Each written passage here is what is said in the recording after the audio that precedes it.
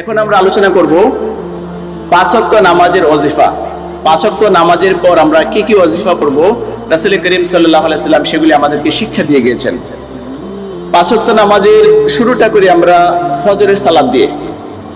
ফজরের সালাতের পর রাসূল করিম সাল্লাল্লাহু আলাইহি সাল্লাম যে তাসবিহগুলি পড়তেন, প্রথমে উনি আল্লাহু আকবার বলে সালাম ফিরানোর পরে আল্লাহু আকবার ধ্বনি দিতেন। সাহাবায়ে কেরাম বলতেন, আমরা যখন বাহিরে থাকতাম এমন সময় আমরা আওয়াজ শুনে বুঝতে পারতাম সালাত শেষ, মানে জামাত শেষ হয়ে গিয়েছে। এরপরে রাসূল করিম সাল্লাল্লাহু আলাইহি ওয়াসাল্লাম তিনবার আস্তাগফিরুল্লাহ আস্তাগফিরুল্লাহ আস্তাগফিরুল্লাহ, হে আল্লাহ আপনি আমাকে ক্ষমা করুন, হে আল্লাহ আপনি আমাকে ক্ষমা করে দিন, আমি আল্লাহর কাছে ক্ষমা প্রার্থনা করছি, আমি আল্লাহর কাছে ক্ষমা প্রার্থনা করছি, এই বলে আমরা বারবার আল্লাহর কাছে কথাটা বলি।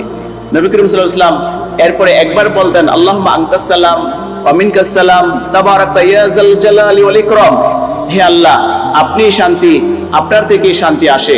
এভাবে যখন আমরা আল্লাহর মহত্ব বরত্ব বর্ণনা করি তখন আল্লাহ রাব্বুল আলামিন আমাদের দোয়াগুলি কবুল আর মঞ্জুর করে নেন। এই জন্য আমাদের এই তাসবিহগুলো পড়া উচিত। নবী করিম সাল্লাল্লাহু আলাইহি ওয়াসাল্লাম এরপরে যে শিক্ষাটি দিয়েছেন, প্রত্যেক ফরজ নামাজের পর তাসবিহ যেগুলি আমরা পড়ি, তাহমিদ তাহলিল, যেটা তাসবিহ মানে সুবহানাল্লাহ, তাহমিদ মানে আলহামদুলিল্লাহ, তাকবীর মানে আল্লাহু আকবার, এই তিনটা জিনিস আমরা 33 বার, সুবহানাল্লাহ 33 বার, আলহামদুলিল্লাহ 33 বার, আল্লাহু আকবার 34 বার, এইভাবে মোট 100 বার প্রত্যেক ফরজ নামাজের পরেই নবী করিম সাল্লাল্লাহু আলাইহি ওয়াসাল্লাম এই তাসবিহগুলি, তাহলিল, তাহমিদ এগুলি পড়তেন। সুতরাং আমাদের উচিত এগুলি পাঁচ ওয়াক্ত নামাজের পর আদায় করা। সম্মানিত দিনী ভাই বোনেরা, আল্লাহ রাব্বুল আলামিন আমাদের জন্য কত কল্যাণ রেখেছেন এই শব্দগুলির মধ্যে। যেহেতু এই কল্যাণ, এই শব্দগুলির মধ্যে আল্লাহর প্রশংসা করা হচ্ছে। নবী করিম সাল্লাল্লাহু আলাইহি ওয়াসাল্লাম আমাদেরকে হাদিসের মাধ্যমে শিক্ষা দিয়েছেন। উম্মে হানি রাদিয়াল্লাহু আনহা, উম্মে হানি রাদিয়াল্লাহু আনহা উনি বলছেন যে আমি একবার রাসূল করিম সাল্লাল্লাহু আলাইহি ওয়াসাল্লামের কাছে উপস্থিত হলাম, ওনাকে বললাম ইয়া রাসূলুল্লাহ আমি বৃদ্ধ হয়ে গেছি, আমি দুর্বল হয়ে গিয়েছি, আমি বেশি আমল করতে পারি না, বিদায় আমাকে এমন কিছু বাক্য শিক্ষা দিন যেগুলির মাধ্যমে আমি বেশি নেকি অর্জন করতে পারি। তখন রাসূল করিম সাল্লাল্লাহু আলাইহি ওয়াসাল্লাম বলেন, হে উম্মে হানি তুমি বলবে সুবহানাল্লাহ 100 বার, তুমি দৈনিক সুবহানাল্লাহ 100 বার বলবে। 100 বার বললে কি হবে? তুমি 100টি কৃতদাস মুক্ত করার সমান সওয়াব পেয়ে যাবে। সুবহানাল্লাহ। তুমি আলহামদুলিল্লাহ বলবে 100 বার, যদি 100 বার আলহামদুলিল্লাহ বলো তাহলে আল্লাহর রাস্তায় যুদ্ধের জন্য 100টি ঘোড়াকে, মুজাহিদ যারা 100টি ঘোড়ায় চড়ে যুদ্ধ করতে যাবে ওই সমপরিমাণ সংখ্যক সওয়াব তুমি পেয়ে যাবে, যা যে সমপরিমাণ সংখ্যক তুমি দান করতে আল্লাহর রাস্তায়। তারপর তুমি বলবে আল্লাহু আকবার 100 বার বলবে। যদি তুমি আল্লাহু আকবার 100 বার বলো তাহলে আল্লাহর রাস্তায় 100টি মকবুল উট কুরবানি করার যে সমান সওয়াব, 100টি উট কুরবানি করার মকবুল যে সওয়াব হয়ে যায় সেটা তোমার আমলনামায় দিয়ে দেওয়া হবে। তারপরে বলছেন তুমি বলবে লা ইলাহা ইল্লাল্লাহ 100 বার। যদি তুমি এটা বলো তাহলে আসমান এবং জমিনের মাঝখানে যত জায়গা আছে সেটা পূর্ণ হয়ে যাবে। তুমি লা ইলাহা ইল্লাল্লাহ এটা বলবে। সুবহানাল্লাহ। তাহলে নবী করিম সাল্লাল্লাহু আলাইহি ওয়াসাল্লামের শিখানো এই পদ্ধতি আমাদের অর্জন করা উচিত। ফজরের নামাজের ওজিফা হিসেবে নবী করিম সাল্লাল্লাহু আলাইহি ওয়াসাল্লাম আরেকটি শিক্ষা দিয়ে গেছেন যে আয়াতুল কুরসি। আয়াতুল কুরসি পাঁচ ওয়াক্ত নামাজের ওজিফা। হযরত আবু উমামা রাদিয়াল্লাহু আনহু থেকে বর্ণিত, তিনি বলেছেন রাসূল করিম সাল্লাল্লাহু আলাইহি ওয়াসাল্লাম বলেছেন কোন ব্যক্তি যদি প্রত্যেক ফরজ নামাজের পর, পাঁচ ওয়াক্ত নামাজের ফরজ নামাজের পর সে যদি আয়াতুল কুরসি পাঠ করে, অর্থাৎ সূরা বাকারার 255 নং আয়াত পাঠ করে, তাহলে সে জান্নাতে যাওয়ার পথে আর কোনো বাধা থাকবে না, মৃত্যু ব্যতীত। সুবহানাল্লাহি ওয়া বিহামদিহি। সে মৃত্যুবরণ করছে না বিদায় জান্নাতে প্রবেশ করতে পারছে না। এটা হলো আয়াতুল কুরসির ফজিলত। এজন্য আমাদের উচিত আয়াতুল কুরসি জেনে নেওয়া। তারপরে নবী করিম সাল্লাল্লাহু আলাইহি ওয়াসাল্লাম আল্লাহুম্মা আজিরনি মিনান নার, হে আল্লাহ আপনি আমাকে জাহান্নামের আগুন থেকে রক্ষা করুন, আপনি আমাকে জাহান্নামের আগুন থেকে বাঁচান। এইভাবে যখন আমরা 7 বার পড়ব আল্লাহুম্মা আজিরনি মিনান নার, এই দোয়াটা 7 বার পড়ব ফজর এবং মাগরিব নামাজের পর। নবী করিম সাল্লাল্লাহু আলাইহি ওয়াসাল্লাম বলেছেন কেউ যদি ফজর এবং মাগরিব নামাজের পর এই 7 বার জাহান্নামের আগুন থেকে আল্লাহর কাছে ক্ষমা চায়, মাপ চায়, আশ্রয় চায়, আল্লাহ রাব্বুল আলামিন তাকে জাহান্নামের আগুন থেকে বাঁচিয়ে দিবেন। সুবহানাল্লাহি ওয়া বিহামদিহি। তাহলে আমরা এই 7টি এই জিকিরটা 7 বার পড়ব ইনশাআল্লাহ। সূরা ইখলাস, সূরা নাস এবং সূরা ফালাক। সূরা ইখলাস, সূরা ফালাক, সূরা নাস, মুআউযিজাত, যে তিনটা সূরাকে একসাথে বলা হয়। আমরা রাসূল করিম সাল্লাল্লাহু আলাইহি সাল্লাম এই তিনটি সূরা শিক্ষা দিয়েছেন, তিনটি সূরা তিনবার করে পড়তে হবে, ফজর নামাজের পর এবং মাগরিব নামাজের পর তিনবার করে, বাকি সব ফরজ নামাজের পর একবার করে। এই তিনটে সূরা আমরা পড়বো ইনশাআল্লাহ। তবে আবার এখানে নবী করিম সাল্লাল্লাহু আলাইহি ওয়াসাল্লাম বলেছেন যে এই তিনটি সূরা পড়ে কেউ যদি মুঠু করে ধরে তিনটি সূরা পড়ে ফু দিয়ে সারা শরীরে মুছে দেয়, চেহারা মুবারক, চেহারা এবং সারা শরীর এভাবে মুছে দেয়, তাহলে এটা তার জন্য বরকতের কারণ হবে। তার শরীরে কোনো জাদুটোনা অথবা অনিষ্টকারী কোনো তার শরীরে কোনো অনিষ্ট করতে পারবে না। এই তিনটি সূরার বরকতে আল্লাহ সুবহানাহু ওয়া তাআলা তাকে নিরাপত্তা দান করবেন। এজন্য এই সূরা ইখলাস সহ আমরা এটা পড়বো ইনশাআল্লাহ। সম্মানিত দ্বীনি ভাই বোনেরা, রাসূল করিম সাল্লাল্লাহু আলাইহি ওয়াসাল্লামের আরেকটি হাদিসে সেটা আমরা আরো সুন্দর পদ্ধতি পাই। সুবহানাল্লাহি ওয়া বিহামদিহি আদাদা খালকিহি ওয়া রিদা নাফসিহি ওয়া জিনাতা আরশিহি ওয়া মিদাদা কালিমাতিহি।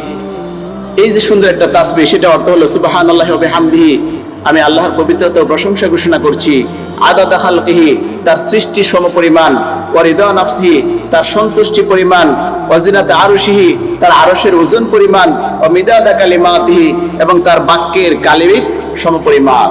তার বাক্যের যে কালি লিখতে যত পরিমাণ কালির প্রয়োজন তত পরিমাণ জিকির তাসবিহ আমি করছি, প্রশংসা করছি।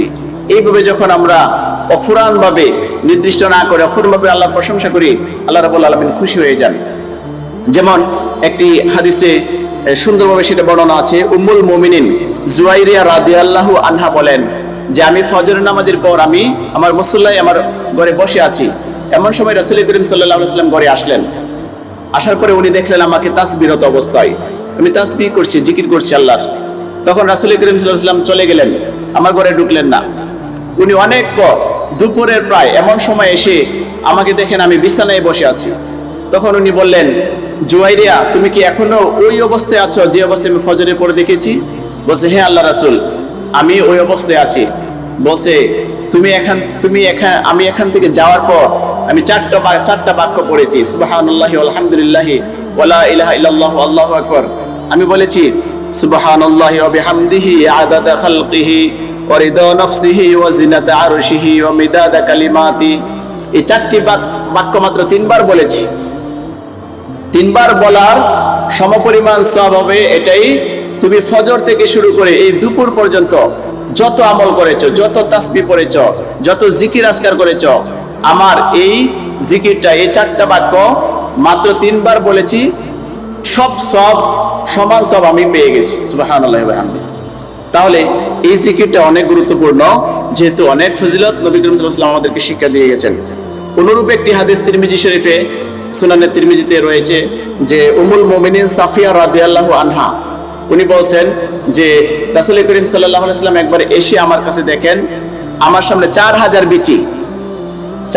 বিচি রয়েছে। বিচিগুলি দিয়ে উনি তাসবিহ, তাহমিদ, তাহলিল, তাকবীর পড়েছেন।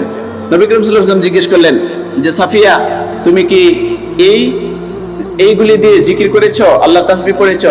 উনি বলছেন, হ্যাঁ, আমি এগুলি দিয়ে আল্লাহর তাসবিহ পড়েছি। তখন উনি বলেছেন যে তোমার জন্য এই চারটি বাক্য যথেষ্ট, যে চারটি বাক্য আমরা উপরে বলেছি, আমি আবারও বলছি, সুবহানাল্লাহি ওয়া বিহামদিহি আদাদা খালকিহি ওয়া রিদা নাফসিহি ওয়া জিনাতা আরশিহি ওয়া মিদাদা কালিমাতি।